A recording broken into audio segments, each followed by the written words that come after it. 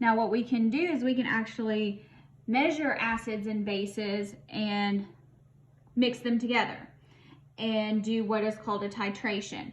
When we do a titration, that's where you take a substance of a solution where you know its concentration. So I know that I have 1 molar NaOH.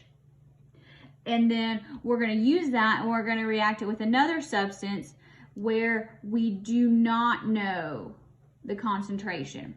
So a titration is we're going to use stoichiometry here to actually figure out a concentration rather than a volume or such. Now, again, we'll talk about these in lots of detail in second semester, but you need to know what it is. If you've done a lab in a previous course or in high school, you've probably done this. This is where you have a burette and you add stuff in and with phenolphthalein, and it turns pink when it's done. So pink means that there's an equivalence point, and that means all of your acid, which is the hydrogen ions, has now been reacted with your base, the hydroxide ion. So the reaction is finished. Now, titration calculations. This is not a dilution. So let's just write that here. Not a dilution. Not a dilution. M1V1 equals M2V2 will not work here. Don't try it. You will get it wrong. You will get no credit on the test. So let's try this. Let me show you how to do it. You just use stoichiometry. So if we have 10 milliliters of hydrochloric solution and we don't know its concentration, but we do know that we have 0.1 molar NaOH and it takes 12.54 moles. What's the concentration? Okay, well, the first thing we need to do when we're doing a titration is we need to write an equation.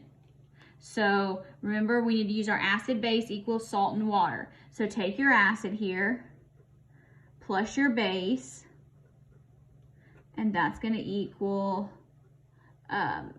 your salt and your water, and you make sure it's balanced. This is balanced, so that's good. Now, start with the volume of what you know. So this is going to say, what is the concentration? So we want our final units to be moles of HCl over liters of HCl. That's what we're trying to get to. So we're going to kind of manipulate some things around to see if we can get there.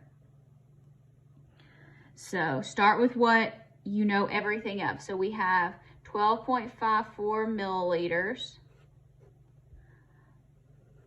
And we have 0.100 moles of NaOH. Remember, every time we see a big molarity, we write moles per liter.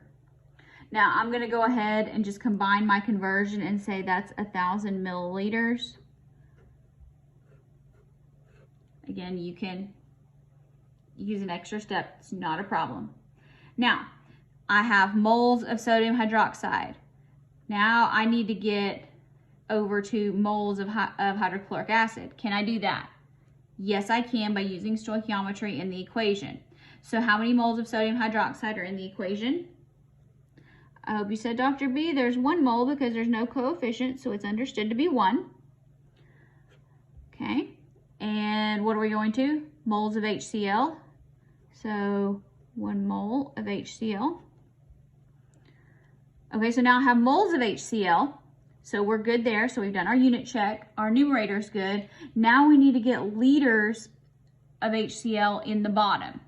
So how much HCl do we have? Go back to the problem.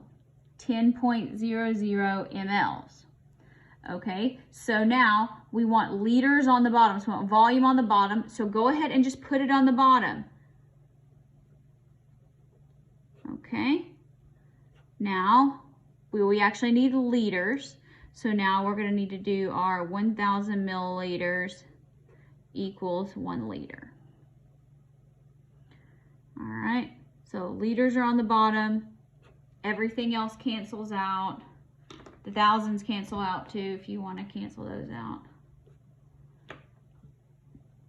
So you should get, let's see here, 12.54 times 0.1 divided by 10.